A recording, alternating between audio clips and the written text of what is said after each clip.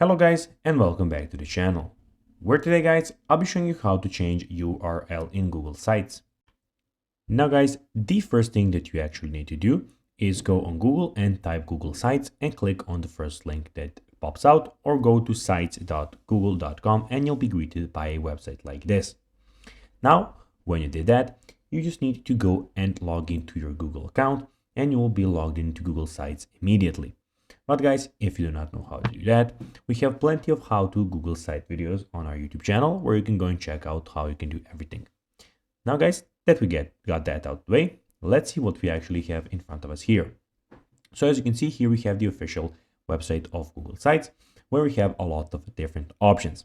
So first of all, we have the option where you can start a new site. So basically you can go and click on blank site and start your one from scratch.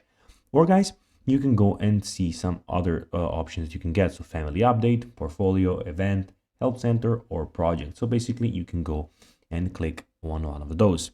Here also you can see recent sites and who are they owned by. And here you can of course start your own site. As you can see in the top left corner guys, we have site, classic site, doc, sheet, slide, forms, etc. Some other stuff of about Google. And in top right corner we have everything about your Google, where you can go of course and log out if you want. Now guys, let's see how you can actually go and change URL in Google Sites. Well, in the top right corner next to publish, click the drop down menu publish settings.